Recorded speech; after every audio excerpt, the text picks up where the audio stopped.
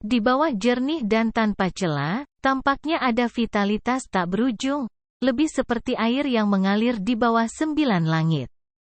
Meskipun efek spesifiknya masih belum diketahui, Raja Pemetik Bintang tahu betul bahwa setetes mata air ini mungkin besar manfaat. Telan aku. Raja Pemetik Bintang mengubah pikirannya, meskipun dia tahu kekuatan binatang aneh ini terbatas. Jika dia membiarkannya menelan hujan bintang dengan gegabah, dia mungkin bisa meledakkannya secara langsung. Namun, setelah menelannya, tidak apa-apa untuk terbang kembali ribuan mil jauhnya. Terlebih lagi, si Kuan telah menemukannya, dan binatang aneh yang dibawanya lebih dari itu. Bahkan Raja Pemetik Bintang telah menghitungnya pada saat ini. Bahkan jika metode mengendalikan makhluk asing tidak berhasil, dia mungkin tidak dapat mempertaruhkan umurnya dan melakukannya sendiri. The King of Star Reaching diam-diam bersuka cita di dalam hatinya. Tentu saja, dia tidak akan mengatakan semua ini, hanya kekuatan surgawi mereka yang tahu. Dan di bawah kendalinya, binatang aneh itu juga membuka mulut besarnya secara tak terduga, muntah dengan kekuatan dewa, ingin membawa aliran itu ke perutnya. Tetapi pada saat ini, wajah King of Star Picker tiba-tiba berubah. Saya melihat bahwa aliran itu terbang, tetapi tidak ditelan oleh makhluk asing itu, tetapi oleh makhluk asing itu. Mata Raja Penangkap Bintang membelalak. Anda harus tahu bahwa meskipun makhluk asing ini terbang jauh dan menderita kehilangan umur yang sangat serius, itu hampir sama, tetapi untuk makhluk asing ini, ia mencapai usia paruh baya. Perkiraan Star Retriever King cukup akurat, dan waktu yang dibutuhkan untuk menelan beberapa napas, ditambah dengan fakta bahwa binatang aneh itu terbang kembali. Hampir bisa bertahan sampai umurnya habis. Lagi pula, saat terbang kembali, kehilangan umur semakin berkurang. Tetapi siapa yang akan membayangkan bahwa binatang aneh dengan setengah umurnya yang tersisa pada saat itu terbungkus dalam aliran itu benar-benar mati dan berubah menjadi tulang. Binatang alien itu jatuh, dan bahkan tanda yang ditinggalkan oleh Raja Pemetik Bintang menghilang seketika. Dan apa yang tidak diketahui oleh sang pemetik bintang adalah bahwa tulang putih yang diubah oleh makhluk asing itu juga tertelan seketika. Tampaknya aliran itu adalah mata air kuning mengerikan yang menelan segalanya. Tapi sebelum makhluk asing itu mati, dia masih membiarkan raja menjangkau bintang tiba-tiba melihat sekilas aliran jernih tak tertandingi yang terbang di langit dan datang ke arah mereka. Mundur! Raja Pemetik Bintang meledak. Tanpa banyak bicara, langsung menyapu bintang-bintang dan menyapu mundur. Wei Yuanxiang dan yang lainnya juga merespon dengan cepat. Dan meskipun Qin Yichen tidak tahu apa yang dibuat oleh Star Picker King, dia selalu waspada, bahkan ketika cahaya itu berubah menjadi cahaya ilahi untuk terbang. Hanya kekuatan besar para kaisar dari semua sisi yang masih penuh kejutan. Bukankah hewan aneh yang baik untuk dijelajahi? Apa yang terjadi? Itu lebih baik daripada Raja Penangkap Bintang, yang bahkan tidak bermaksud untuk menolak pertarungan, hanya memilih untuk melarikan diri. Semua kekuatan besar tidak bodoh, mereka pulih dalam sekejap. Aku khawatir itu menyebabkan masalah besar. Semua orang menunjukkan kekuatan magis mereka dan lari. Tapi King of Star Reaching tidak pernah menyangka arus akan datang secepat ini. Ribuan mil jauhnya, saya melihat arus beriak. Dan sampai saat ini, beberapa kekuatan besar bahkan belum pulih. Saat Raja meraih bintang melihat ke belakang, pemandangan di depannya membuat kulit kepalanya mati rasa dan ketakutan. Jun, saya melihat kekuatan dari suku singa dan kalajengking, dan sepertinya ingin bertanya apa yang terjadi pada sang pemetik bintang, tetapi pada saat dia baru saja mengangkat tangannya, aliran deras mengalir di belakangnya. Dalam sekejap, kekuatan suku singa dan kalajengking itu ditelan arus.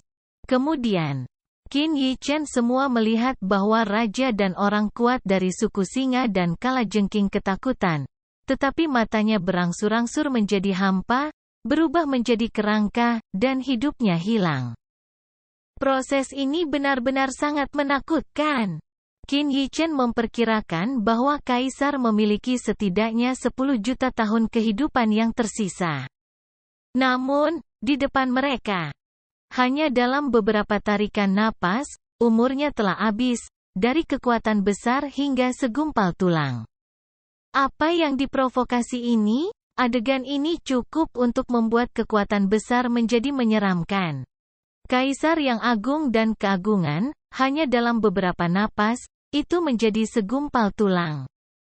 Dan ketika Ke Tiangxuan berseru, kekuatan suku Singa dan Kalajengking bahkan tidak tersisa. Seolah tidak pernah ada di dunia ini, Ke Tiangxuan juga benar-benar panik, dan hanya dalam beberapa napas, seorang kaisar yang kuat jatuh di depan mereka, bahkan tulangnya tidak tersisa. Kekuatan semacam ini sebanding dengan pembangkit tenaga listrik dari alam kaisar.